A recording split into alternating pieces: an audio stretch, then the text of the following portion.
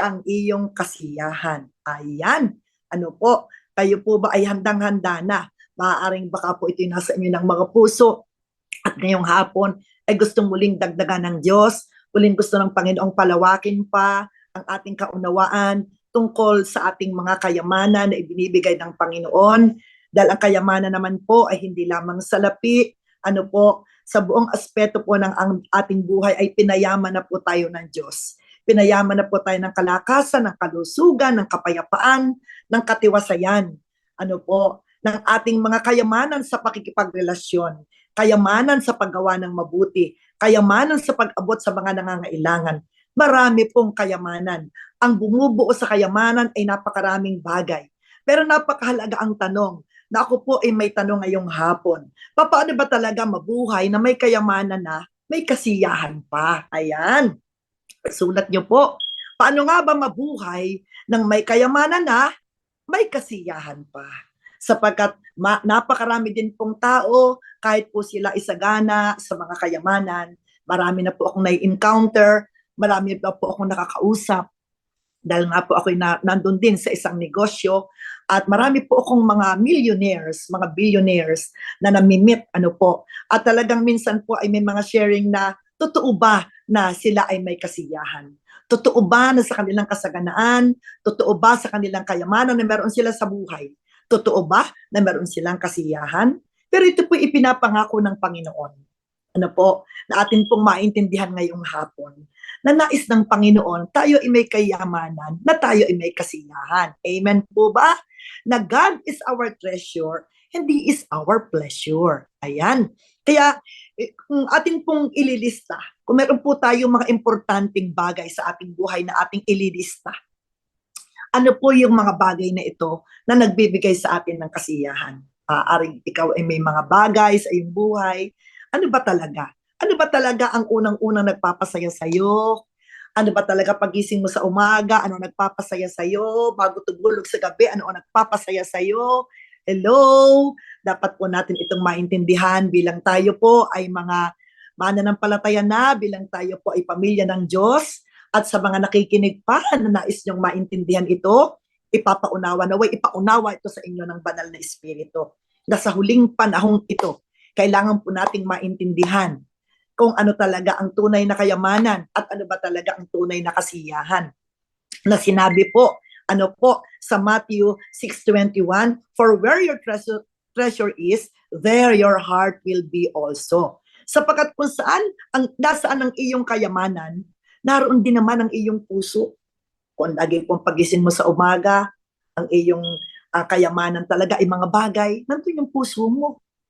Kung ang nakikita mong kayamanan ula sa lahat, ang iyong mga anak, nandun yung puso mo. Ang iyong nakikitang kasiyahan at kayamanan niyang asawa mo, nandun yung puso mo. Kaya sabi doon, sapagkat kung nasaan ang iyong kayamanan, ano ba yung itinuturing mong kayamanan? Ano ito? Sino ito? Ano dapat po natin itong ma-identify? Nasaan ba ang ating kayamanan? Dahil kung saan naroon ang iyong kayamanan, naroon din naman ang iyong puso. At ang atin pong pag-uusapan ng nilalaman ng hapon nating ito, treasure, about treasures. Amen po ba? Treasure, what are treasures? Amen po ba? Na tayo po ay bihasa na tayong naririnig ang mga talata. Sa Matthew 6:19-21, ako po ay lahat ay sa Tagalog na magbabasa. Ano po? Ang sabi po sa Matthew 6:19-21, huwag kayong magtipo ng mga kayamanan para sa inyong sarili sa lupa, na dito ay naninira ang bukbok at ang mga kalawang at ang mga magnanakaw ay nakakapasok at nakakapagnakaw. Kundi magtipon kayo para sa inyong sarili ng mga kayamanan sa langit, na doon ang bukbok at ang kalawang ay hindi makapaninira at ang mga magnanakaw ay hindi rin makakapasok ni makapagnakaw. Sapagkat kung nasaan ang iyong kayamanan, naroon din naman ang iyong puso. Ayan, dito po ay makikita natin yung salitang treasure. Do not treasure up treasures for yourselves on the earth. Ano? Your treasure is your attitude toward your possessions. Ang tunay pong kayamanan yung iyong attitude doon sa mga pag-aari mo. Yung mga pag-aari mo. At alam po na po natin, everyone has true treasures. Lahat po ay meron kayamanan. Wala pong pwedeng sabihin na ako'y napakahirap lamang. Hindi. Kung makikita mo ang Diyos, kung kilala mo ang Diyos, ay nakatingin ka na ikaw ay mayaman. Hindi lamang sa mga material na salapi.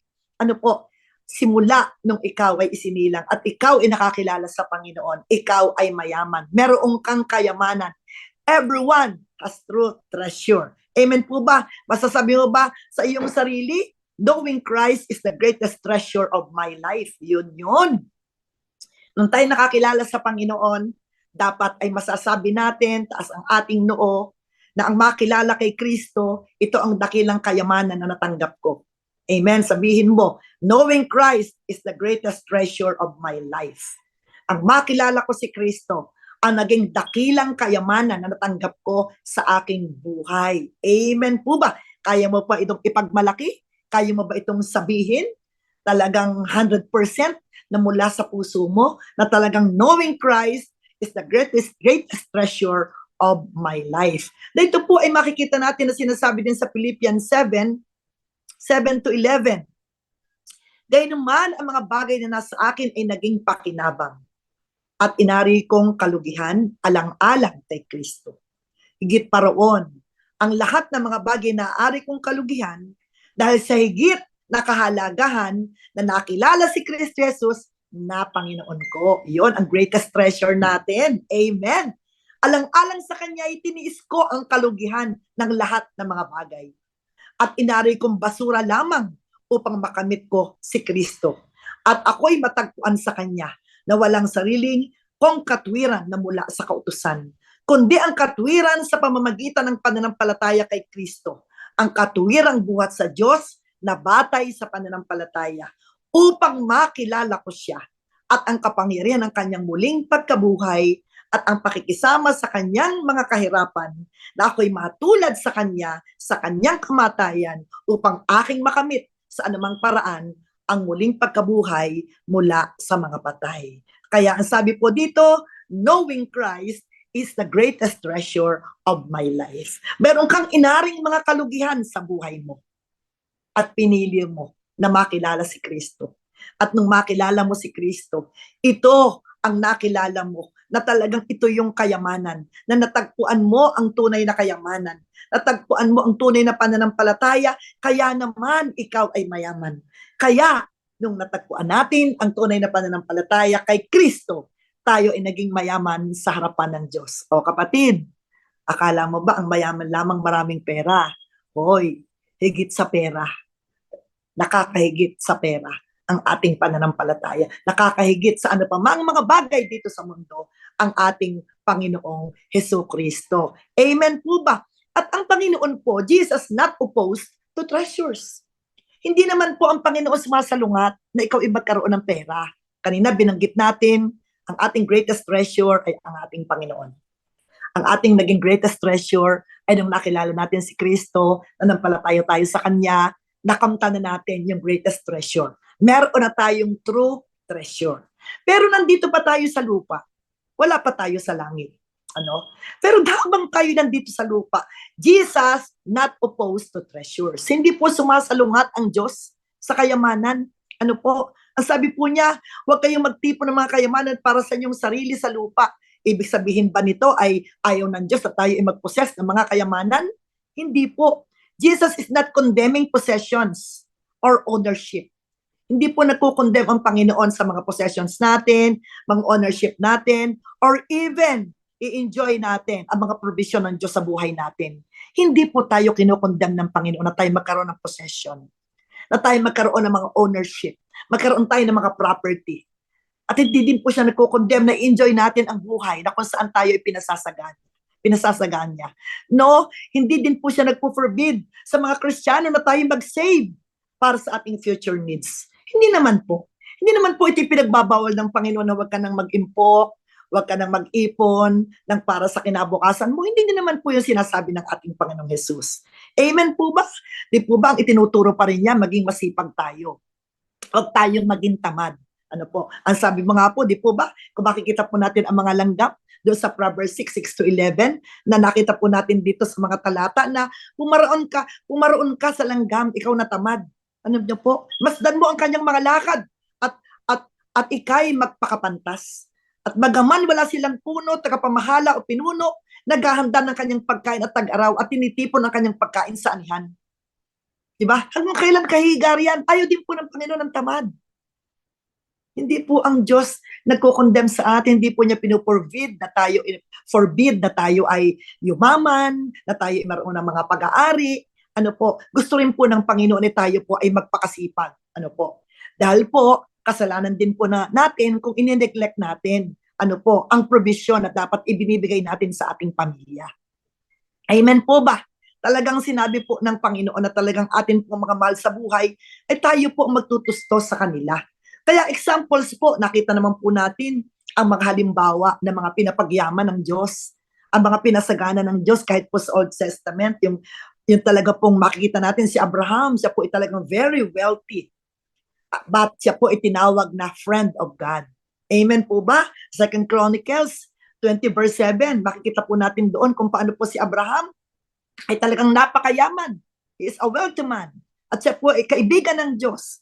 Si Job, na kung titinan po ngayon ay siya po ay billionaire. Ano po, sa rami ng kanyang mga naging pag-aari ng mga oxen, ilang daang donkeys, ilang daan po ang kanyang mga na-produce, ano po, ng mga yaman sa kanyang buhay, mga sasakyan, meron siyang 500 tractors, meron siyang 500 trucks and ships. O, sino na sa inyo may ganitong karaming mga sasakyan? O, Old Testament pa, sa panahon pa ni Job, talagang naroon na. Ipinakikita na pwede kang magkaroon ng 500 truck, 500 ship, 500 mga sasakyan, barko, isipin mo. Nagkaroon daw siya ng 500 tractors, meron ding 500 trucks at saka ships, mga barko.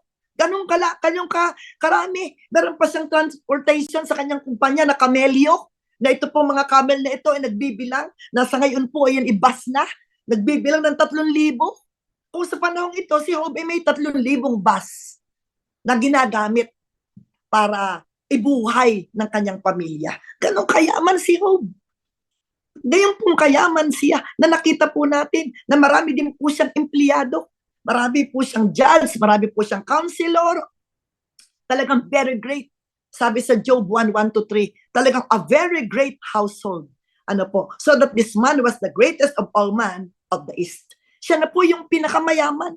Hindi po nagpo-forbid ang Diyos na tayo yumaman, na tayo ay maghanap buhay, na tayo ay magkaroon ng mga ari-arian. Pero ipinaliliwanag lang ng Panginoon, anong klaseng kayamanan ang meron ka? Sa nakatutok ng una mong yaman, ito ba ay nagbibigay sa iyo ng kasiyahan? Kita po natin si Job. Ang kanyang kasiyahan ay ang Panginoon. Kita po natin si Abraham. Ang kanyang kasiyahan ay ang Panginoon. Hindi siya nakatingin doon sa kasiyahan mga material na bagay. Nakatutok ang puso niya sa Diyos, na yon ang kanyang Panginoon. Treasures are not necessarily evil. Hindi po diablo ang kayamanan. Amen po ba? Ang warning po na ibinibigay ni Jesus is the improper value that we place on the treasures. Ano po yung mga hindi tamang pagpapahalaga sa kayamanan o salapi? Inuulit ko, treasures are not necessarily evil. What Jesus was warning against us is the improper value that we place on the treasures. Yung hindi tama nating pagpapahalaga sa kayamanan o sa salapi. Ano ba? Ito ba ang talagang una mo? Ang pagpapahalaga mo ba sa iyong kayamanan higit pa sa Diyos? Nakakahigit pa sa gawain ng Diyos? Nakakahigit pa sa purpose ng Diyos? Nakakahigit pa sa kingdom ng Diyos? Kumusta? Hindi po masama. At alam nyo, lumalagunos na ang mga pagpapala upang ibuhos sa atin ng Panginoon, upang pagtiwalaan din tayo ng mga kayamanan katulad kay Abraham, kay Job, ang pangalawang pangako niya kay Abraham, hanggang sa susunod na saling lahi, ay tayo ay pagpapalain dahil sa kanyang pangako at covenant kay Abraham. Talagang po yun po ang kalooban natin. Pero ang gusto po ng Panginoon, ang gusto po ng ating Panginoong Hesus, nagbibigay po siya ng warning na yung ating pagpapahalaga, baka mali ang ating pagpapahalaga sa ating mga kayamanan o salapi. Sabi ng 1 Timothy 6:10, for the love of money is the root of all sorts of evil. Hindi po niya sinabi na money is the root of all evil. Ang sabi po niya, for the love of money is a root of all sorts of evil. And ang sabi doon, sapagkat ang pag-ibig sa salapi ay ugat ng lahat ng kasamaan. Hindi po sinabing ang salapi ay ugat ng kasamaan. Ang sabi po, sapagkat ang pag-ibig sa salapi ay ugat ng kasamaan. Dahil sa paghahangad na yumaman, may mga taong nalalayo sa pananampalataya at nasasadlak sa maraming kapighatian. Nagsimula ka na maliit pa, lagi kang nasa church. May negosyo ka, lumalaki na, lagi kang nasa church. Kumusta nang sobrang nang lumaki? Ano? Kumusta? Ang pag-ibig mo ba ay doon na sa iyong salapi? Hindi na doon sa nagbibigay ng salapi? Hindi yung nagbigay ng power to you to make wealth? Yun po ang nakakalimutan ng maraming mananampalataya. Kaya dapat po kung tutuusin, tayo talaga ang payamanin ng Diyos. Kaya lang po, ayaw naman ng Panginoon na kung ang kayamanang ito na mamahalin mo ang makapaglalayo sa atin sa Kanya, ay baka nga po hindi na tayo payamanin ng Diyos. Kaya kailangan po talaga ihanda na po natin ang ating sarili. Sapagkat handang-handa na po ang Diyos. Pero atin pong titingnan mamaya, bakit po tayo payayamanin ng Diyos? Ano ba talaga ang purpose ng Diyos? Bakit tayo payayamanin? Pero hindi pa po tayo doon. Ang sabi po ay ang pag-ibig sa salapi na hindi ka makasimba, papadala mo na lang ang tithes mo, isa kang mayaman, padala-dala na lang ang tithes, dati simba-simba ka pa, nung dumami na ang sasakyan mo, nung dumami na ang kabuhayan mo, nagpapadala na lang ng tithes, napapagdala na lang, baka nga hindi pa tithes kasi kung tithes talagang ibibigay ng napakayaman, baka hindi niya kayang ibigay. Kaya pag may pangangailangan ang church, pag may narinig na pangangailangan ng pastor, ganito, magbibigay ka, pero yung ba talaga? Yung ba talaga ang iyong kayamanan? Una ba talaga ang Panginoon? Una ba talaga ang purpose ng Panginoon? Una ba talaga ang kingdom ng Panginoon? Ang pag-ibig at ang umiibig po sa salapi na binabanggit ko dito na naunawaan ko, na inilagay ko sa puso ko, yung inuna mo siya kaysa Diyos. Amen po ba? Yung mas mahalaga ang iyong trabaho kaysa Diyos. Ay naku, hindi mo na ako makaka-attend kasi may trabaho ako. O sino ngayon ang inuna mo? Sino ngayon yung treasure mo? Di ba yung trabaho mo? Pero dapat po hindi. Napagdaanan ko po yan, napagdaanan din po ng aming mga anak. Talaga pong atin pong ilaban. Ilaban po natin ang ating greatest treasure ay ang Panginoon. At siya ang nagbibigay ng power sa atin. Siya ang nagbibigay ng lakas sa atin. Kung anuman ang mga kabuhayang meron tayo, nagsisimula pa lang, maliit pa, maaring yumayabong na, pero magbantay ka. Pag yumayabong na, magbantay ka. Baka ito na ang maging dahilan. At ito'y nagsisimula. Pag mahal na mahal mo na ang pera. Pag mahal na mahal mo na ang trabaho, ang pera kaysa Diyos. Kaysa purpose ng Diyos sa iyong buhay. Hindi lamang po Diyos ang ating mahalin. Mahalin natin at tiyapusin natin yung purpose na ipinagagawa sa atin ng Panginoon. The treasure, not to treasure. Hindi po dapat na ang mga kayamanan ay ating iti-treasure. Wag po natin gagawin yun. Jesus warned us not to treasure anything that would not last. Ayan. Ano daw po? Jesus warned us not to treasure anything that would not last. Ayaw po ng Panginoon na tayo ay mag-focus, i-treasure natin yung mga treasure na ito naman dito lang sa lupa. Di po ba ang sabi ng Luke 12, 18 to 20? Alam ko na, gigibain ko ang mga bodega at magpapagawa ako ng mas malaki. At doon ko ilalagay ang ani at mga ari-arian ko. At dahil marami na akong naipon para sa maraming taon, magpapahinga na lang ako. Kakain, iinom, at magpapakaligaya. Ngunit sinabi sa kanya ng Diyos, hangal, sa gabiring ito'y babawian ka ng buhay. Kanino ngayon mapupunta ang mga inilaan mo para sa iyong sarili? Ang sabi po dito, isang yumaman, isang pinayaman, dahil sa dami na ng kanyang kayamanan, giba pa siya ng giba ng mga bahay, pundar pa siya ng pundar ng mga building. Ang sabi nga doon, gigibain ko ang mga bodega ko at magpapagawa ako ng mas malaki pa. Naliliitan siya doon sa bodega niya. Magpapalaki siya. At doon daw niya ilalagay ang kanyang mga ari-arian. At dahil marami na ang kanyang mga naipon, na nakahanda sa kanya sa mahabang taon ng kanyang buhay, magpapahinga lang daw siya. Kakain na lang daw ng kakain at magpapakaligaya. Ewan ko kung di mamaya mamatay ka. Di ba? Ang sabi po dito sinabihan siya ng hangal. Sa gabi ito'y babawian ka ng buhay. Alam niyo po ngayon po, hindi na po, kundi sa kakakain mo ng kakakain, madali ka talagang mamamatay. Hindi talaga haba ang iyong buhay. Kaya kita niyo po kung saan nakatingin ang lalaking ito. The treasures, sabi po ni Jesus, na treasures not to treasure. Hindi masamang mag-impok tayo. Hindi masamang mag-iwan tayo ng mga pamana sa ating mga anak. Hindi po masama na tayo maghandaan sa ating kinabukasan. Hindi po yun masama. Hindi naman po maganda yung laspag ka na lang ng laspag. One day millionaire. Ngayon, uubusin mo lahat, bukas wala. Hindi naman po, ayaw naman po ng Diyos yun.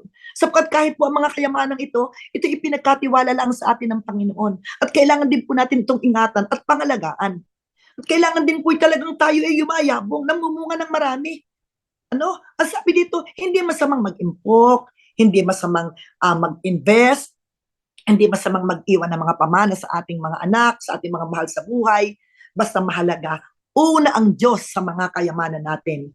At pinagyayaman tayo upang may magamit tayo para sa gawain ng Panginoon, para sa magkawang gawa. Di po ba sabi ng Genesis 12:1-3 na sinabi niya doon na kayo pinagyayaman, you are blessed to be a blessing.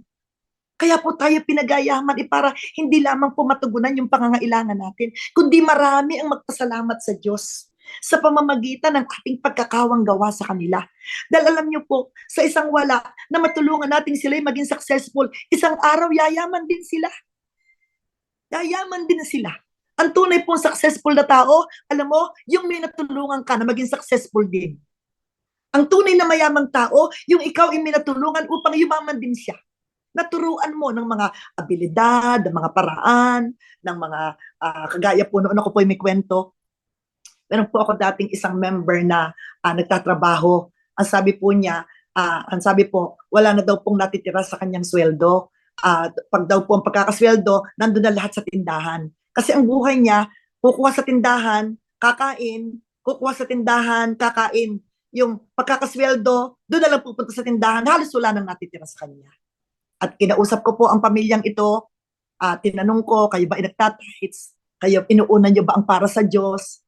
At tinuruan ko po, magluto kayo ng isda, ilagay niyo sa palayok, ewan ko lamang kung ito'y ilang araw makakain niyo. Hindi yung lahat, oo nga, sino ba naman tindahan ang hindi magpapautang sa iyo kung alam namang ikaw ay may babayad? Pero yun namang wala nang natira sa sweldo mo, lahat na lamang isa tindahan. No? Doon mo lang lamang, kuha ka ng masasarap. Wala namang natira sa iyo. At yan po, tinuruan ko upang magsinop. Tinuruan ko po siya kung paano mag-budget, kung paano bumili ng ulam sa palengke, hindi yung sa tindahan. Tinuruan ko magluto ng ulam, at may ipiprito, may pinangat, may gulay. Tinuruan ko po talaga sila. Tinuruan ko po talaga. Hanggang dumating po talaga ang panahon na nakaahon po ang mag-asawang ito. Nakabili po sila ng property. At isa po yung naging dalubhasa na taga-ukit ng kahoy. Magaling po talaga yung kamay ng lalaking ito, at sila po yung nakabili ng property, nakapagpatayo ng bahay, nagpapaalagay ng kanilang mga anak, at maging maganda po ang kanilang kitatayuan sa buhay. Tayo po ay ginagamit din ng Panginoon, hindi lamang ang kayamanan natin ay salapi. Pinagkatiwalaan din tayo ng Panginoon ng mga kayamanang kaalaman. Tulungan din po natin ang iba na sila'y pagyumaman din sa ganoong kaalaman. We are blessed to be a blessing. Hindi po masama na tayo mag-info. Hindi po masama, pero wag naman po tayong gumaya dito sa hangal na lalaking ito. Itinago na lamang talaga sa sarili niyang teritoryo ang kanyang kayamanan. At siya lamang daw itutulog, siya lamang daw magpapahinga, siya lamang daw ikakain at magpapakasaya. Ipatay ka talaga. Hindi po ganun. Kung ipinagagawa sa atin ng Panginoon. Ang ipinagagawa po sa atin ng Panginoon ay, sabi po dito, the treasures to treasure, na dito po sa lupa, meron po tayong dalawang destiny for our treasure. May dalawa pong pupuntahan. Ang ating treasure. Treasures on earth and treasures in heaven. Ayun po, habang nandito po tayo sa lupa, meron pong dalawang destinasyon. Ang mga pagpapalang ating tinatanggap. Ang mga kayamanan na ating tinatanggap, anuman ito. Ito'y kayamanan dito sa lupa at kayamanan doon sa langit.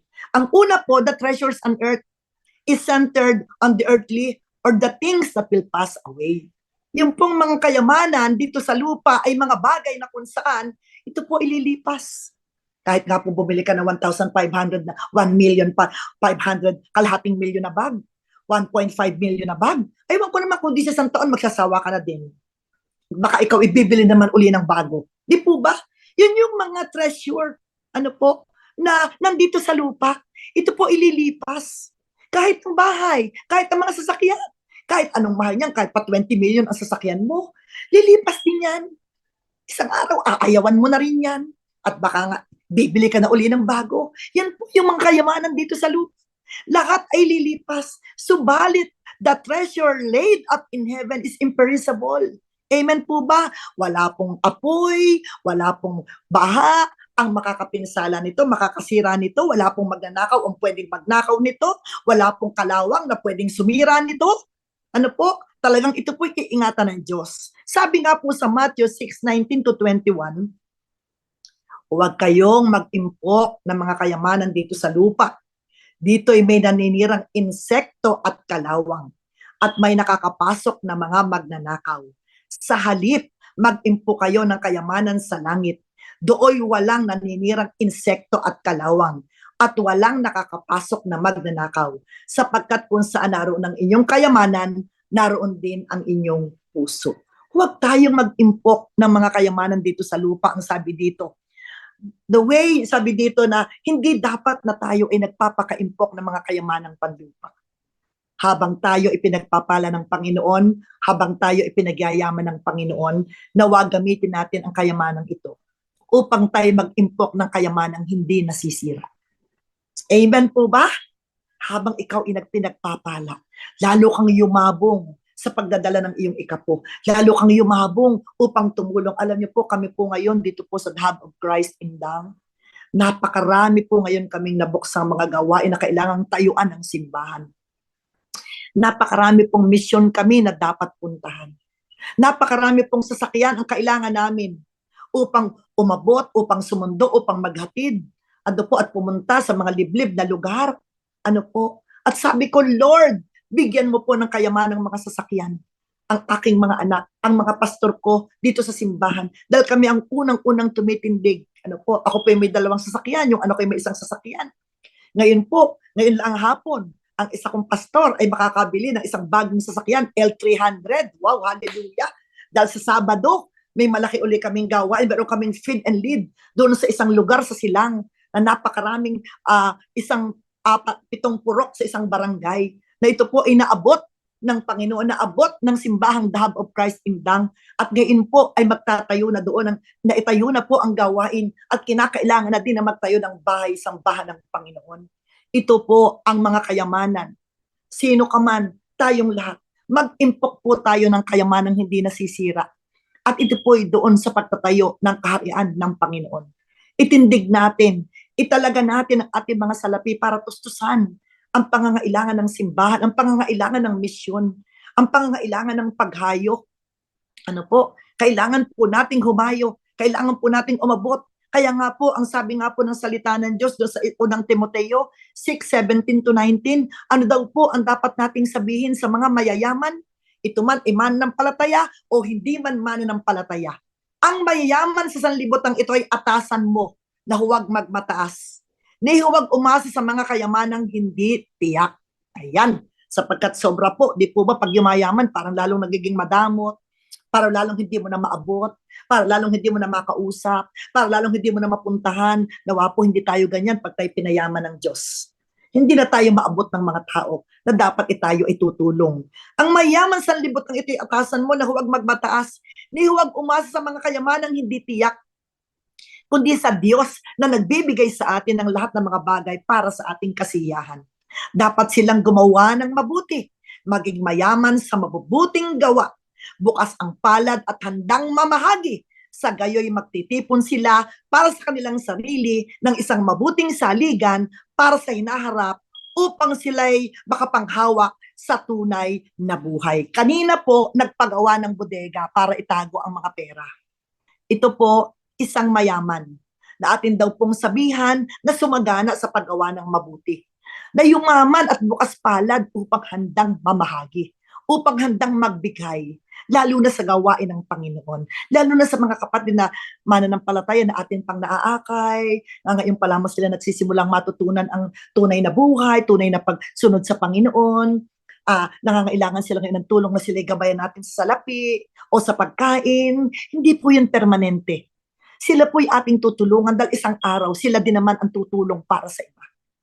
Yun po yung kayamanan na gusto ng Panginoon na gawin natin. Ang ating mga salapi, kahit maliit lang, ito nga po, uupo na po ako dito sa daily life sharing. May isa naman pong miyembrong nag-text na namatay daw po yung kanyang kapatid sa Maynila. At kailangan daw pong siya pumunta doong mag-iina dahil siya po ay byuda na. Ngayon, dahil po hindi ito nakabudget, at itong inang ito ay may dalawang nagkukulehiyo na siya naman po ay namamasukan lamang, na pinayayaman na rin naman ng Panginoon at makakatapos na yung kanyang anak, ay hindi pa nakabudget ang kanyang gagawin ito para makapunta siya sa Maynila. At siya ay nangangailangan ng tulong upang makapag-misyon doon sa patay na kanyang pupuntahan. Marami pong nangangailangan.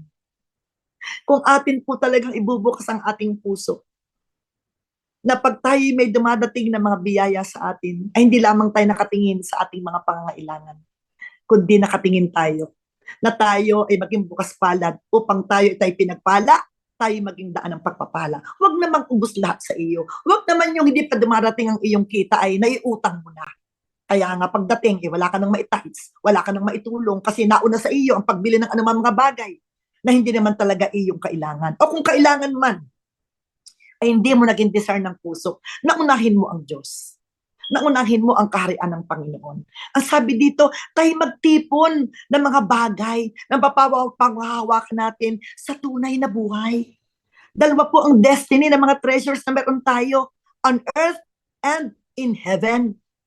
Kaya dito po, na tayo habang tayo nasa lupa, gamitin po natin ang ating mga treasures upang tayo ihumantong doon sa kayamanang hindi kayang kainin ng tanga at kalawang.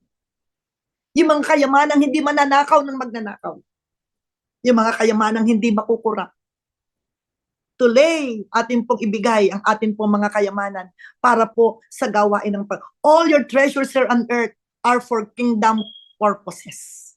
Dapat po, yun po ang iniisip natin. Dapat po iniisip natin ng our first business. Makinig po kayo mga kamanggagawa ko, tayong lahat, our first business here on earth is kingdom business. Dahil tayo po ay nakatira na sa kingdom of God. Bagaman tayo po ay nasa earth, pero tayo po ay nakapasok at nakatira sa kingdom of God. Sa kaharian po ng langit, sa kaharian po ng Diyos dito sa lupa, tayo po ay nakatira. Palatuntunan na po ng kaharian ang ating ginagawa. Mga lugar na dapat puntahan ng palatuntunan ng kaharian, mga ipinagagawa ng kaharian, yun na po ang ginagawa natin. Di po ba? Meron po ba tayong ginagawa na labas doon sa kaharian ng Panginoon? Di po ba lahat ay pangkaharian? Kaya nga po, dapat po ang ating first business is kingdom business. Bago ka pa lang mag-umpisang magtrabaho, desire na ng puso mo na unahin mo ang Panginoon. Sa mga kayamanan mo, yun po yung kingdom business. Nasa puso mo agad, bago pa tayo sumweldo, bago pa tayo maghanap ng trabaho sa mga nag-aaral, at ngayon graduate at papasok sa trabaho, ang una mong iniisip, kingdom business. Ibibigay ko sa Diyos ang para sa Diyos. At ako ay maglalaan pa. Hindi dahil malaki ang sweldo ko, magdidesire ang puso ko na maglalaan ako para tulungan ko ang gawain ng pangkahariang gawain upang mabilis na mapakalat ang ebanghelyo. Kami po ngayon, kailangan po namin ng napakaraming Bibles. Ano po? Ngayon po, kami po ay meron ditong Karasuchi Day sa aming barangay. Kami po ang mag-host sa buong Karasuchi Day. Kami po ang mag-host, kami po ang amin po ang gagamit yung mga sound system na kailangan din namin mag-rent, mga ganito. Kami po ang pinagkatiwalaan. At sabi namin, Lord, pinagsisikapan na po namin na magtanim kami para sa kingdom business na to. Lagi po ito para sa mga kaluluwa. Kaya unahin po natin. Sa trabaho mo, lagi mong unahin ang Panginoon. Unahin mong pasalamatan. Unahin mong i-acknowledge na, Lord, salamat po sa maghapon. Ikaw po ang nanguna sa akin sa aking pagtatrabaho. Pag dumating na asweldo, Lord, salamat po. Ikaw pa rin po nagbibigay ng power upang ako you give me the power to make wealth. Kung hindi po dahil sa iyo. Siyempre naman, mananampalataya ka na kaya kailangan yun ang sasabihin mo. Tayo hindi pa mananampalataya, okay lang, wala tayong iniisip na gano'n. Mananampalataya na tayo. Kaya kailangan po, unang-una, ang lagi nating nasa puso, sa bawat pagtatrabaho namin, Lord, darating po. Monday pa lang, Tuesday pa lang, Wednesday pa lang, meron na po akong, meron ang envelope ko po ay may laman. At sa susunod pang linggo, mas malaki ang laman. Hello, hallelujah. Yun po yung mga kayamanang pag-iimpok ng kayamanang panlangit na hindi kayang kainin ng tanga at kalawang. Yun po yung kayamanang nagbibigay talaga ng tunay na kasiyahan. If God is your treasure, if God is your treasure, He is your pleasure. Amen po ba? Kaya napakahalaga po na atin pong bantayan ang ating puso because the heart follows the treasure. Kailangan po nating bantayan ang ating mga puso. Yung pong ating puso, the whole inner man, the core of our total being, the wellspring of all we do, yung ating puso. Kaya nga po nag-speak si Jesus, where your treasure is. Na ang kahulugan po nito that your whole being is wrapped up in your treasures. Pag po ang iyong puso ay talagang nakatingin ka doon sa kayamanan yun, ang kayamanan mo ito ang kayamanan mo ito ang una sa iyo, ibig sabihin po yung buo mong pagkatao ay balot-balot ng treasure mong ito. Ito ang nagpapaikot sa iyo. Our hearts will be upon what we treasure most. Ano ang pinaka-mataas na ating itinetreasure. At Jesus wants us to know that whatever our treasure is, there is the desires of our heart that will also be. Sabi po ng Proverbs 4:23. Above all else, guard your heart. For everything you do flows from it. Ang puso mo'y ingatan mong mabuti at alagaan, pagkat iyan ang siyang bukal ng buhay mong tinataglay. Sa anuman pong kayamanan na meron tayo, ito man ikalusugan, ito man ikalakasan, ito man mga material na bagay, ito man isalapi, o anumang mahalaga sa iyong buhay, bantayan natin ang ating puso. Baka po ang ating puso ay doon na lang nakatuon sa mga bagay na mahalagang ito. Sa mga bagay na masisira na sobra nating pinapahalagan. Kaya kailangan po, nagsabi po dito, nasabi niya, above all else, guard your heart. Ang puso mo'y ingatan mong mabuti at alagaan. Hindi po ang pinapaalagaan sa atin dito ay kayamanan. Ang pinapaalagaan po sa atin dito ay puso. Amen? Sapagkat yun po ang tunay na kayamanan, yung puso natin. Yung puso natin, yung Christ-like character, yung character ni Jesus, ay saganang-sagana sa atin. Wow, napakayaman mo, kapatid. May nakapagsabi na ba sa iyo, nakasalubong mo, nakita mo, na sinabihan ka na, alam mo, ang tingin ko, ang yaman-yaman mo. Alam niyo po, kung ikaw ay Kristiyano, at totoong nararamdaman mo, at alam mo ang tunay na kayamanan, ang tama mong 100% na sagot, opo, mayaman po talaga ako sa Panginoon. Amen? Hello? May nakapagsabi na ba sa'yo? Sabi niya, Tess, alam mo, spiritually, you're so rich. Sabi ng isa kong kliyente, isang araw po, may tumawag sa akin galing Amerika na client ko, umuwi dito sa Tagaytay. At nagkita kami. At ang sabi niya, dahil po sa Facebook, nakikita po niya yung palatuntunan ng buhay ko, yung ginagawa ko, ng mga ipinopost ko everyday, minsan mga picture na nasa ganito, nakikita niya. At sabi niya, at siya po ay may-ari ng Petron. Sila po ay mayaman pero wala silang anak. Pero unti-unti na po namin, sila po ay aming sinesiran. Ni Sam, kahit po ng buhay pang asawa ko, talagang malapit po sa amin ang kliyente ito. At lagi ko pong binabahagi na ng salita ng Diyos. Kaya pag makikita kami, tuwang-tuwa siya. Dahil muli na naman, meron siyang kayamanang matatanggap ang salita ng Diyos. At alam niyo po, sabi niya, totoo, you're spiritually rich. Sabi niya gano'n sa akin. Meron na bang nakapagsabi sa iyo na spiritually ikaw ay mayaman? Nakikita nila, nararamdaman nila na ikaw inasisiyahan sa iyong buhay. Mas mayaman sila kaysa sa iyo. Pero kitang-kita nila, iba ang kasiyahan mo kaysa kanila. Madami po akong kliyenteng ganyan. Sabi niya, Tess, bakit ganon? Nasa amin na ang lahat. Gusto kong magdoktor ang anak ko dahil doktor ako. Ayaw naman magdoktor ng anak ko. Ikaw naman, wala kang kasinong pera, pero gusto naman magdoktor ng anak mo. Pero Tess, ang tingin ko, bakit parang mas masaya ang pamilya mo kaysa aking pamilya? Pero sa material na bagay, mayamang-mayaman po sila. Millionaire, billionaire po sila. Pero alam niyo po, yun na yung pagkakataon para ating may share sa kanila. Ano ba ang tunay na yaman? Ano ba ang tunay na kayamanan na may kasiyahan? Sapagkat marami pong tao. At baka nga po mananampalataya mayaman ka na, pero wala kang tunay na kasiyahan. Kapatid, ito lang ang masasabi ko sa iyo. Maunawaan mo, ang lahat ng treasures nating tinatanggap, ito may dalawang destiny. Dito, ginagamit mo dito sa lupa. Pero dapat destiny na yun ipanlangit. Huwag nating tingnan ang destiny lang ng ating mga bag, ang destiny lang ng ating bahay, ang destiny lamang ng ating masasakyan, ng ating mga damit, ng mga pag-aari natin. Huwag nating tingnan na destiny panlupa lang. Ito'y masisira. Ito'y mawawasak. Ito'y maluluma. Pero yung mga kayamanan mo na gagamitin mo para sa iyong bukas palad na pagbibigay para sa gawain ng Panginoon. Para sa kingdom advancement. Para sa purpose na ipinagagawa ng Diyos sa atin. Para masabi mong, God, you are my treasure and you are my pleasure.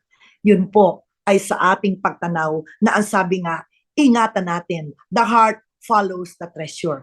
Ingatan po natin ang ating puso na sinabi nga ni Solomon, na guard our heart above all else. Na ang sabi nga din po ng Colossians 3:2, ang sabi niya, ituon ninyo ang inyong mga isip sa mga bagay na nasa itaas, hindi sa mga bagay na nasa ibabaw ng lupa. Inuulit ko po, meron pong two destiny na pinupuntahan, napupuntahan ng ating mga kayamanan, here on earth and in heaven.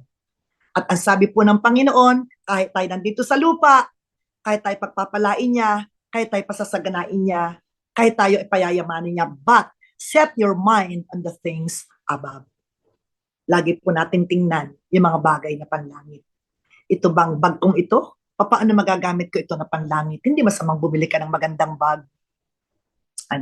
Pero nawa naman, meron kang share para magbigay din doon sa mga nangangailangan. Para umabot din para sa malaking gawain ng Diyos. Alam niyo po ba mga simbahan? Ang dami pong palatuntunan. Ang simbahan po namin, nagpapaaral din kami mga estudyante, meron kami mga scholarship din na binibigyan ng allowance, na pinapag-aral din. Marami din pong kailangang ayusin, maraming kailangan suportahan, ilan na ang aming manggagawa, kailangan suportahan, kailangan nila ng pamasahe, kailangan nila ng panload. Ikaw na nakaupo, ikaw na pinayayaman ng Lord, nakikita mo ba kung ano ang pangangailangan talaga ng simbahan?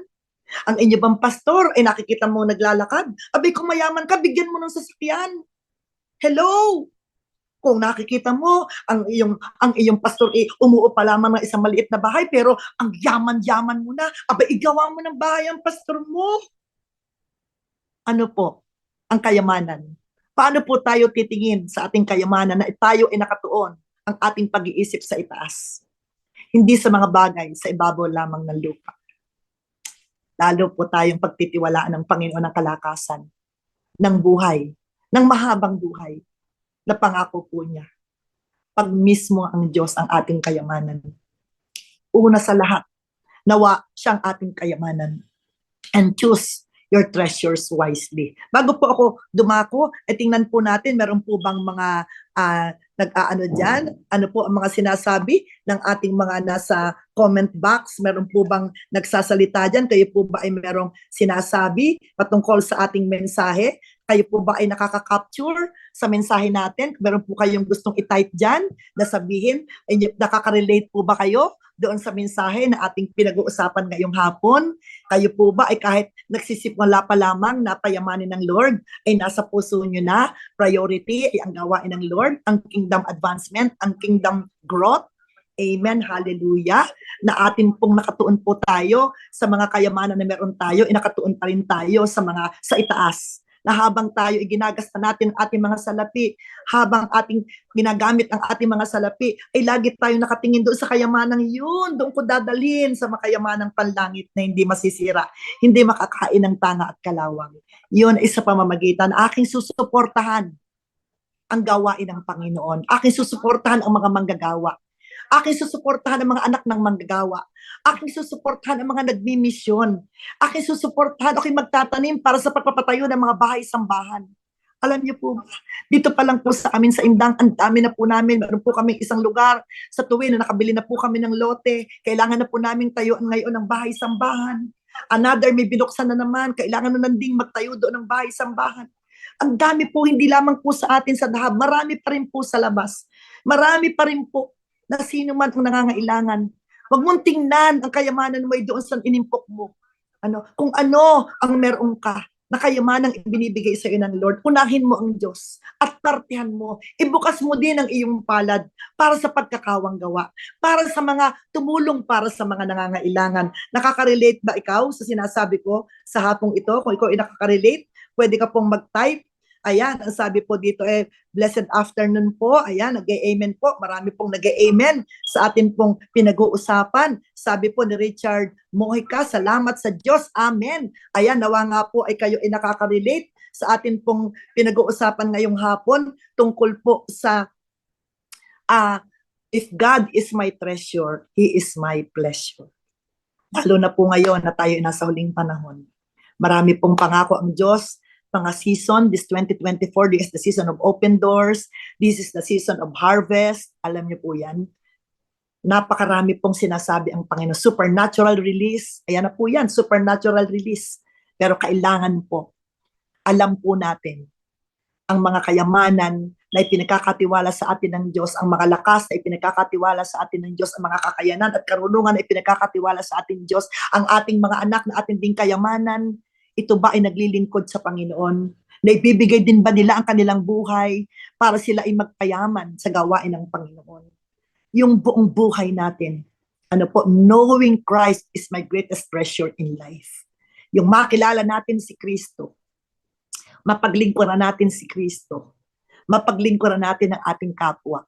Ito po ang tunay na kayamanan na panlangit, na may destiny panlangit ang nakatuon sa mga kayamanang meron ka.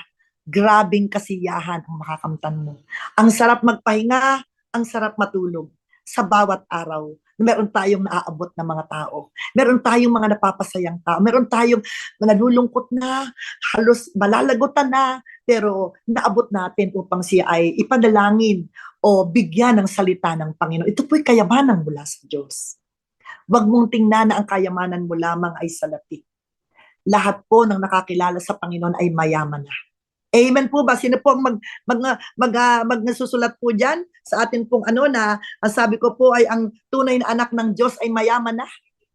A true Christian is really have true riches. Meron na pong tunay, mayamang ka na kapatid. Kung ikaw ay isang tunay na mananampalataya, sinasabi ko sa iyo kapatid, mayamang ka na. Hello, mayamang ka na sa kalusugan, sa kalakasan, sa kapayapaan, sa katiwasayan, sa pamilya, sa mga talento na ibinigay sa iyo ang Panginoon. Lalo nang sasabayan pa na tayo ay nagsisipag, tayo ay naghahanap buhay. Pero ang ating mga kayamanang ito ay alam natin, si Jesus pa rin ang nagbibigay ng power to make us wealth. Siya pa rin ang nagbibigay sa atin. Mayaman po tayo. Sabi dito, ang anak ng Diyos ay tunay na mayaman. Yahoo! Sabi po ni Sister Josephine Gonzalez Gatok. Wow! Amen! Yahoo! Amen! Amen siya! Totoo po.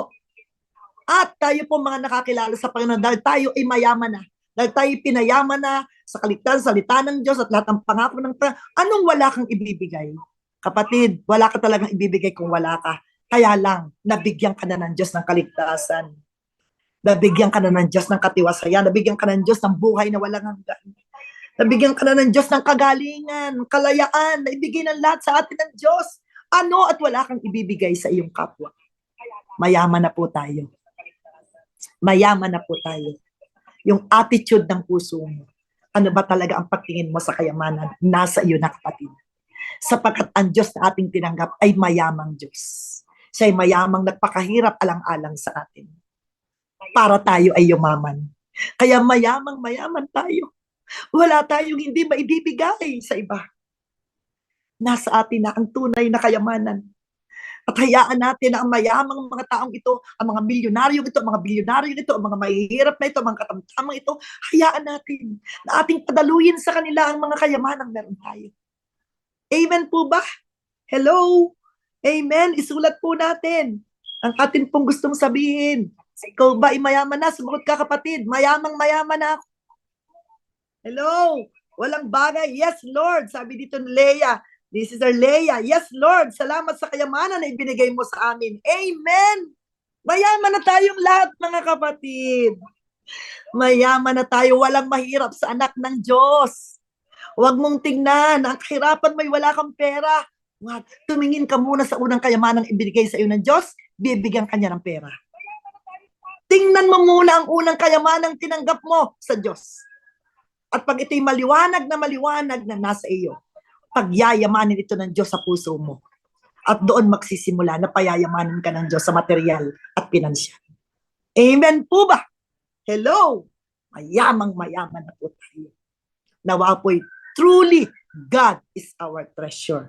Amen po ba? Amen, hallelujah. At atin pong ipagpapatuloy ang isa pang puntos about doon sa treasure na sinasabi dito, na sabi dito ay, ang sabi po dito sa ating huli, choose your treasures wisely. Ayan, piliin po natin. Piliin po natin. Lagi nating piliin ang treasure mula sa Panginoon. Lagi nating piliin ang maka-Diyos. Lagi nating piliin ang maglingkod sa Panginoon. Lagi nating piliin ipaglaban na unahin ang Panginoon. Huwag mong ipagpalit ang trabaho sa Panginoon. Kung ikaw may trabaho, pananampalataya ka, humingi ka ng trabaho, binigyan ka ng trabaho ay linggo, hindi ka makasimba, kapatid, hindi galing sa Diyos ang trabaho mo yan. Hindi po makikipagpaligsahan ang Diyos sa trabaho mo. Ang Diyos ay magbibigay sa iyo ng trabaho. Sabi nga, siya nagdadagdag ng yaman na walang anumang kabalisahan. Hello? Eh, balisang-balisa ka? Hindi ka kasimba tuwing linggo? Totoo bang galing sa Diyos ang kayamanang iyan? Bantayan po natin. Choose your treasures wisely. Si God ang ating treasure. Choose it wisely. Ang sabi nga ng Joshua 24:15, ang sabi niya ito, ngayon, kung ayaw ninyong maglingkod sa Panginoon, ay piliin ninyo sa araw na ito kung sino ang inyong paglilingkuran. Kung ang mga Diyos na pinaglilingkuran ng inyong mga ninuno sa kabila ng ilog o sa mga Diyos na mga Amoreyo, na ang lupain nila ay inyong tinitirahan. Ngunit sa ganang akin, sabi ni Josue, ako at ang aking sambahayan, kami ay maglilingkod sa Panginoon.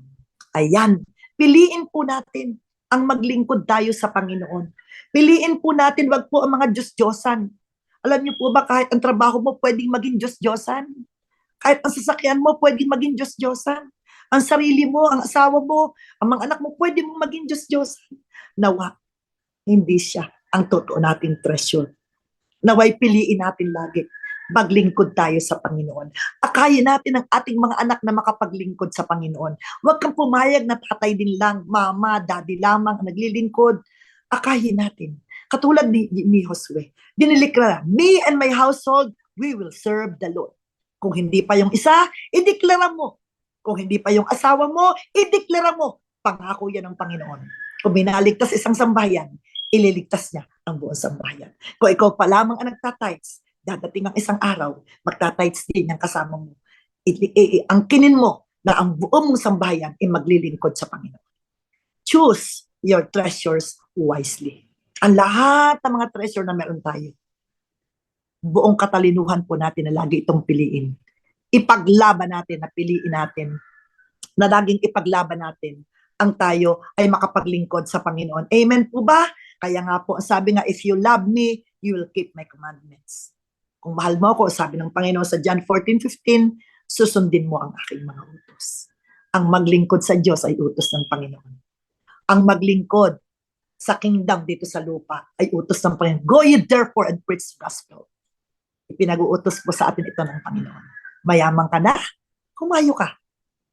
Gamitin mo ang salapi mo parang makahayo.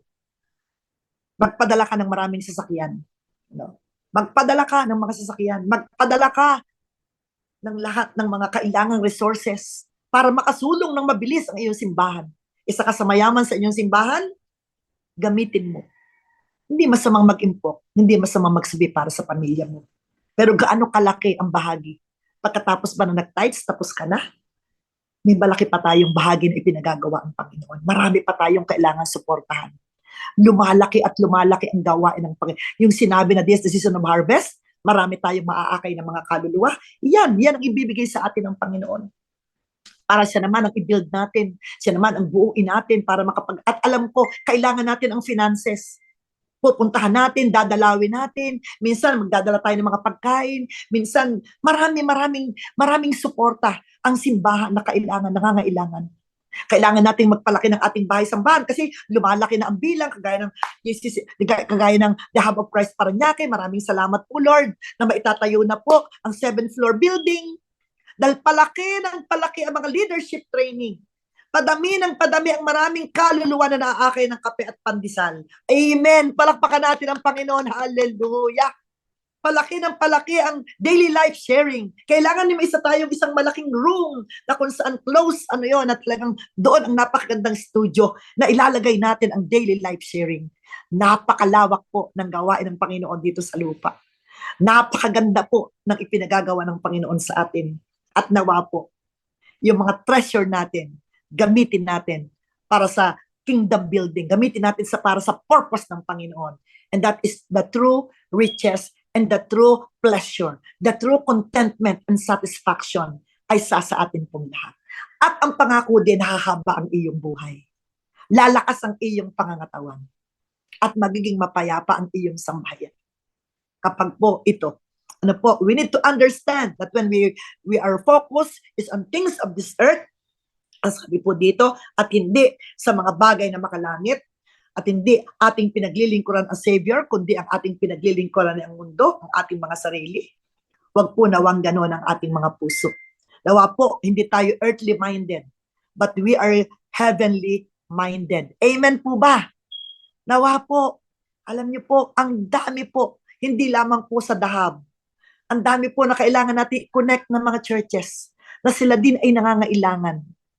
Para din sila ay ating matulungan, sa kagaya ng ginagawa ni Pastor Dong at Pastor May, kagaya ng ginagawa ng DLS, kagaya din ng ginagawa, paano natin sila palakasin, paano natin sila maturuan ng tamang accuracy, ng pagsunod sa Diyos, paglakad ng simbahan, at doon payayamanin sila unti-unti ng Panginoon. Sumama po tayo sa tinatakbo ng The Hub of Christ, the habitation of Christian believers. Suportahan po natin ito. Makiisa po tayo sa puso nito, knowing God, and making known. Ipakilala natin, makilala ang Diyos at ipakilala natin siya. Pagkatapos po na ating nakilala na sa ating vision statement, atin naman po siyang ipapakilala. And the mission with passion, na mahalin po natin lubos ang Diyos at mahalin po natin ang ating kapwa. Ito po ang tinatakbo. Bakit may daily life sharing? Because of this mission with passion. Bakit may pagpunta sa iba't ibang bansa si Pastor Dong? Because of this mission with passion. Amen po ba? Bakit po si Pastora Tess ay aalis ngayong March 7, going to Melbourne, Australia? Because of mission with passion. Amen po ba? Saan man tayo pumaroon, saan man tayo nakatindig, yung mission na ipinagagawa sa atin with passion, may init, may alam.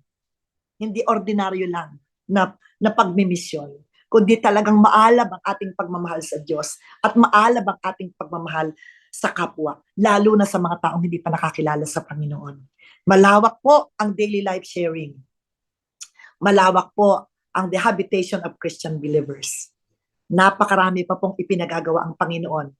Ang alam niyo naman po, ang mga vision na inilalagay ng Diyos sa ating spiritual parent, kay Pastor Dong at kay Pastor May. Maraming salamat po. Saludo po ako sa inyong buhay. Kitang-kita ko po kung paano ang mga pangitain nilalagay ng Diyos sa inyong puso. Ano man po ang mga binubuksan, ano man ang inyong mga ginagawa, ito po ay pangitain na inilalagay ng Panginoon sa inyo. At kami po ay nasa inyong likuran, kami po ay sumusuporta sa inyo at susuporta pa sa anumang ipapagawa sa inyo ng Panginoon. Bibigyan pa tayo ng lakas, bibigyan pa tayo ng mahabang buhay. Kasi kita ng Panginoon tayo totoong mga naglilingkod. Gusto niyo po ng malakas na katawan? Gusto niyo po ng mapayapang buhay? Ay talagang italaga na po natin na ang Diyos talaga ang ating treasure. At siya din ang ating pleasure. At sa sobrang saya ng puso natin na siya ang ating kayamanan, lumalakas ang ating mga laman. Lumalakas ang mga daloy ng ating lahat ng bahagi ng ating katawan. Di po ba? A happy heart is a good medicine? Wow! At ang tunay pong kasiyahan, ang tunay pong pleasure, ay yung mismo ang Diyos ang ating treasure. Sa yung ating ipinagmamalaki na unang kayamanan natin. At binigyan tayo ng kayamanang salvation. Binigyan tayo ng kayamanang we are heavenly citizens. Yung heavenly citizenship ay nasa atin na. We are the chosen people. We are the family of God. We are saved, we are rescued, we are redeemed, we are delivered, we are healed. Hurababa sikaya rabababa. Nasa atin na po, kaya nga po sinabing isang buhay na ganap at kasiyasya ang ibinigay na sa atin ng Panginoon. Ito po ang tunay nating treasure. At patuloy po nating i-treasure. Are we investing in the future, in the future eternity? Are we investing in the here or now? And now, itong lupa lamang. O tayo po ba ay nag-i-invest para sa future eternity? Are we focused with the temporal or we focused on the eternal? Nawa po, wag tayong mag-focus sa temporal lamang na ito. Mag-focus po tayo na lahat ng ating ginagawa, anumang kayamanan ng ating gamitin para sa gawain ng Panginoon. This is for eternal. Ano po, wag pong pumasok ang greediness, bantayan po natin ang ating mga sarili, na wag po tayong maging makasarili, wag po tayong matulad doon sa mayaman na itinago na lamang ang kanyang mga salapi, nagpakasaya na lamang. Ako po may konting joke, ako po ay nagbi-business na nagpapaganda po ako ng bahay. At ang akin pong malimit ng mga customer, yung mga matatanda na, retired, maraming pera, nakalagay sa bangko, sabi ko po sa kanila, sino po ang masaya? Kayo o ang bangko? Ang bangko po ay masaya kasi nandun ang inyong pera. Ngayon, pag nagpagawa po kayo ng magandang kurtina at nagpaganda po kayo ng bahay sa akin, ay sigurado ko po kayo, maya't maya masaya kayo. Kita nyo, ang ganda kaya ng kurtina ko, ay ang ganda kaya ng bahay ko. Pero kung nasa bangko ang inyong pera, masaya lang po ibangko. Joke lang po yun, pero totoo po yun, sinasabi ko po yan sa kliyente ko. Businesswoman nga po ito negosyante. Kaya magaling mag-sales to. Pero nawa po, ang ating unang business, kingdom business. Amen? Kaya ako po, at dito ako magtatapos. Dahil sa isang kliyente na nag-share sa akin ng gospel, sa aking business. Kaya talagang ang akin po talagang unang business, kingdom business. Kahit may mga kliyente, ipapadama pa rin ang pag-ibig ni Kristo. Ipapakilala si Kristo. Hanggang aakayin upang sila ay makakilala sa Panginoon. At aakayin sila ay makapunta sa simbahan na magpabautismo. Maging miyembro ng isang simbahan at magtalaga ng buhay upang maglingkod. Yun po ang Matthew 28 na ipinagagawa po sa atin. Yun po ang tunay na kayamanan. Mayamang-mayaman po tayo pag ginagawa natin ang ipinagagawa ng Panginoon sa atin.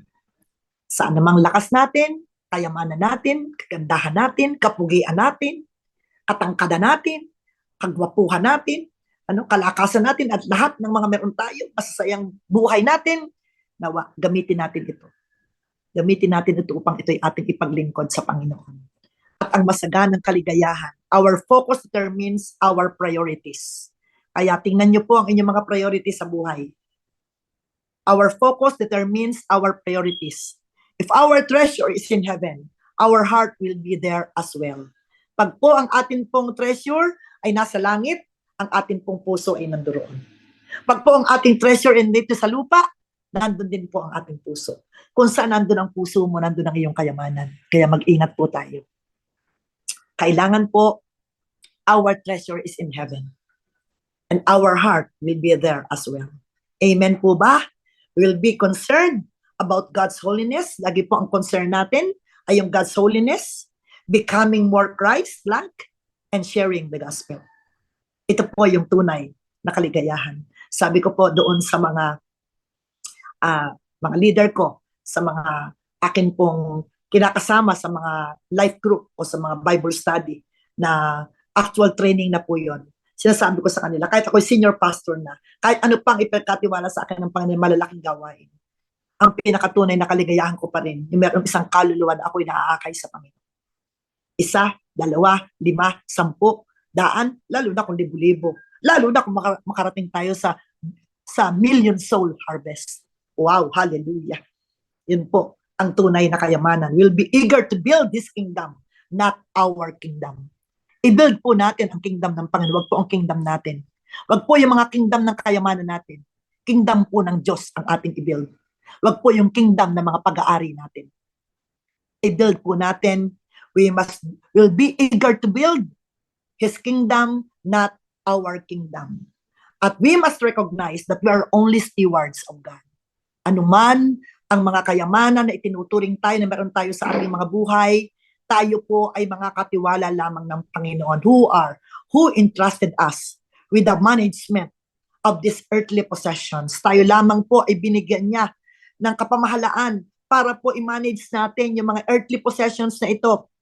And that they are not ours. Hindi po ito atin. Ano po, hindi po atin ang lakas natin, ang pamilya natin, ang kalusugan natin, ang bahay natin, ang sasakyan natin. Kung ikaw may sasakyan, ipagamit mo sa gawain ng Panginoon. Kumusta ang sasakyan mo? Isa, dalawa, tatlo? Saan mo ginagamit siya? Sa negosyo lang? Paano ang negosyo ng Diyos? Hello, ang bahay mo. Paano may pinagagamit para sa gawain ng Panginoon? Hello? Lagi po nating tandaan ang bahay natin, ang sakyan natin, ang buhay natin, ang lahat ng meron tayo. Ito'y hindi talagang atin. We are only stewards of all these earthly possessions. At tayo po in-entrust lamang ng Panginoon. God entrusted us with the management of these earthly possessions. Amen po ba? Always be reminded that we are true born-again Christians. We are not strangers in this world. Amen po ba? Our real home. We are only strangers in this world. Tayo lamang po idayuhan dito sa lupa. Hindi po ito ang talagang tahanan natin. Yung maganda mong bahay, huwag mong masyadong yakaping yaman. Dahil hindi talaga yan ang iyong permanenteng bahay. Iiwanan mo yan. Hello? Hindi mo yan madadala sa langit. Kaya, hindi masamang magpagawa ng bahay. Pero nawabo mo ibuwas ang mga pera mong malaki sa pagpapagawa ng sobrang ganda ng bahay. Marami pag walang bahay. Marami pang pwedeng tulungan. Baka nga ang pastor mo, wala pang bahay eh. Dahil mo sasakyan, baka nga ang pastor mo, walang sasakyan eh. Hello? Alam niyo po, hindi po atin ang anumang meron tayo. Tayo lamang po ikatiwala. We are entrusted for the management of these possessions. At nawa po, wag po natin itong angkining akin. Kaya ako pumapasok, ikaw itinetreasure mo ang iyong mga kayamanang ito. Ikaw nagiging greed na kasi inaangkin mong iyo ito.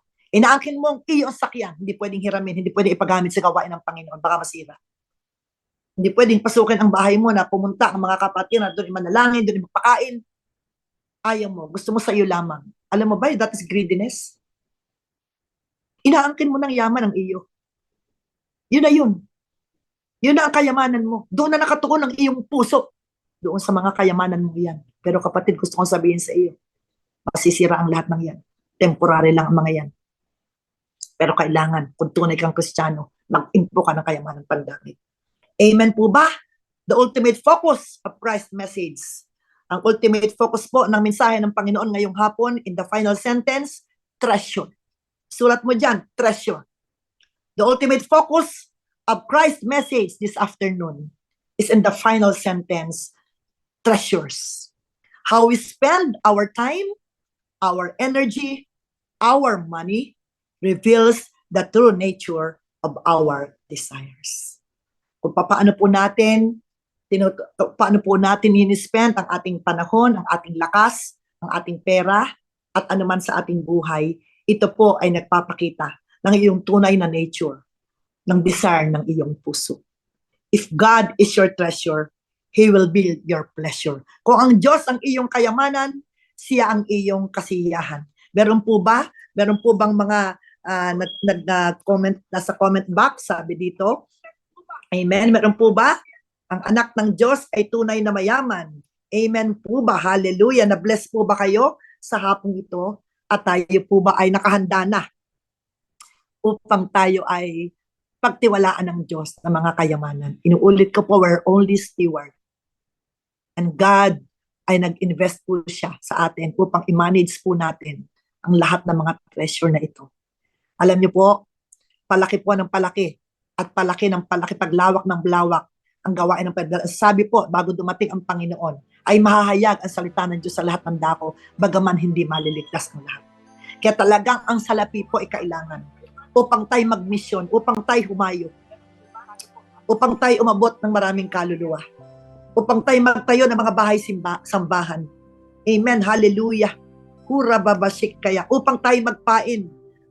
Yung pong mga salapi natin ay para din pong ikaw inangingisda. Ikaw inaglalagay ng pain para mahuli mo ang isda. At tayo din po ay pinagtitiwalaan ng Diyos ng mga kayamanan upang gamitin natin ito, upang ating maabot. Kung nakarinig ka, nangangailangan ng Bible, handa ka bang magbigay ng pambili ng Biblia? Hindi naman siguro napakalaking hirap na sa iyo kung ikaw ibaglabas ng 1,000. Makailang Biblia na din yun na kahit New Testament man lamang. Ang dami po. Kami po talaga grabe ang kailangan namin mga Biblia ngayon. Dahil marami pong naabot ng mga kaluluwa, marami pong naabot ng mga barangay, mga lugar, Meron na po tayong, at ngayon po, ay meron na po tayong The Hub of Christ Tagaytay. Meron na po tayong The Hub of Christ Silang. Wow, hallelujah. Talaga pong purihin po ang Panginoon. At naniniwala po kami. At hinahamon ko po ang bawat miyembro ng simbahan na maging handa na tayo sa pagkakatiwalang buhos ng pagpapala ng Diyos na mga yaman sa atin. Pero dapat muna naintindihan natin na ang atin munang puso ay nakatuon na ang Diyos ang ating tunay na kayamanan at nakatuon ang ating puso na ang Diyos ang ating tunay na kasiyahan upang hindi tayo matukso, upang hindi tayo pumasok doon sa makasarili, upang hindi tayo magkamali at tayo ilumiko sa mga pagyaman na meron tayo na makapagpapalayo sa atin sa Diyos. Magandang hapon po at nawa po mga kapatid, humanda ka, hinahamon kita, humanda ka, may yaman ka na taglay-taglay sa iyong buhay. Pinayaman ka na ng Diyos. Naway makita mo na ito ang tunay mong kayamanan. Huwag mo nang hanapin sa iba. Nasa iyo na. Nasa iyo na si Kristo. At si Kristo ang tunay na yaman mo. Nasa iyo na rin ang tunay na kasiyahan. Huwag mo nang hanapin sa mga material na bagay na ibigay na ito sa atin. Pero, pagtitiwalaan pa rin po tayo ng Diyos ng mga kayamanan dito sa lupa para magamit natin. Para mapatunayan ng mga tao na talaga ang ating mga buhay ipinagpala ng Diyos. Ang ating mga anak ay nasuportahan natin sa kanilang mga pangangailangan. Tayo walang bahay, tayo nagkaroon ng bahay, tayo walang sasakyan, tayo nagkasasakyan. Mahalaga din po ang patutuo sa maraming tao na makita nila kung paano tayo pinasagana ng Diyos. Pero nawa, pagkatapos nito, sa mga bawat biyaya na ibinibigay sa atin ng Panginoon, nawa gamitin natin ito upang ating ipaglingkod sa Panginoon. Lahat ng ating natatanggap, lahat ng ating mga tinatamasa, ito'y galing sa Panginoon. At nawa ito'y pinagkatiwala lamang sa ating Panginoon. At nawa hindi sa pansarili lang nating hangarin, kundi tayo maging bukas ang palad at tayo ay maging daan upang maraming mga tao ang ating maakay, upang maraming matulungan tayo higit ang mga kapatid sa pananampalataya na kailangan pa natin tulungan, upang maihahon din ang kanilang buhay, upang makapagbigay ng trabaho, upang mabigyan natin sa kanila hindi pera. Ang hindi bibigyan natin sa kanila yung material na bagay, ibibigay natin sa kanila yung mga trabaho. Tutulungan natin sila kung paano tayo pinagpala. Isang malusog na simbahan, isang malusog na The Hub of Christ, isang malusog na daily life sharing. Isang napakayaman, talaga pong napakayaman po ng daily life sharing. Salamat po sa inyong buhay, Pastor Dong, Pastor May, na kayo'y pinayaman ng Diyos. Kaya naman, nagpayaman kayo ng daily life sharing. At dahil sa daily life sharing, maraming yumaman ng mga anak ng Diyos, mga lingkod ng Diyos. Palakpakan natin ang Panginoon. Hallelujah! Praise God! At marami pa po. Hinahamon ko kayo, patuloy kayong sumubaybay. Suportahan po natin ng panalangin. Suportahan po natin ng pakikinig. Suportahan po natin ang anumang suporta na pwede nating ibigay. Magpagamit po kayo na magpatotoo. Wag po kayong mahiya. Mag-volunteer po kayo na pwede bang ako'y magpatotoo. Kung ikaw ay isang pastor, kilala ka ni Pastor Dong, sige, mag-volunteer ka. Pwede ka rin magbigay ng ganitong mensahe at magbigay ng ganitong pagpapahayag ng salita ng Diyos sa mga tao. Hinahamon ko po kayo. Mayaman na po tayong lahat. At nawa, i-release po natin ang mga yamang ito para maraming tao magpasalamat sa Diyos at para mabigyan ng kalwalhatian ang Panginoon. Purihin po ang Diyos. At bago po ako magtapos, tayo muna po ay, meron po bang comment na nais na may sinasabi? Meron po ba?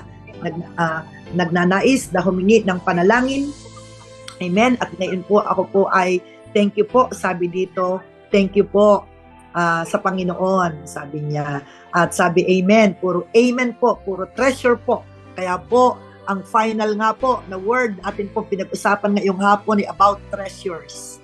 Treasures, ano po? Treasures, may dalawang destiny, here on earth and on heaven. Totoo po. Tayo po ay hindi po pwedeng ilayo natin na tayo din ipagkakatiwalaan ng Diyos dito sa lupa ng kayamanan. Pero nawa po ang lahat ng iyon ay tutungo sa hindi masisira, hindi kayang kainin ng tanga at kalawang. May pupuntahan, hindi wala lang na mauubos, matatapos, maluluma. Hindi natin madadala sa langit.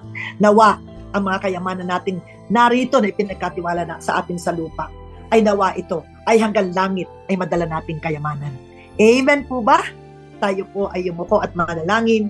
Aming Amang Diyos, maraming salamat po Tinatanggap ko po at naway tanggapin namin lahat na kami pong lahat ay totoong mayamang mayaman.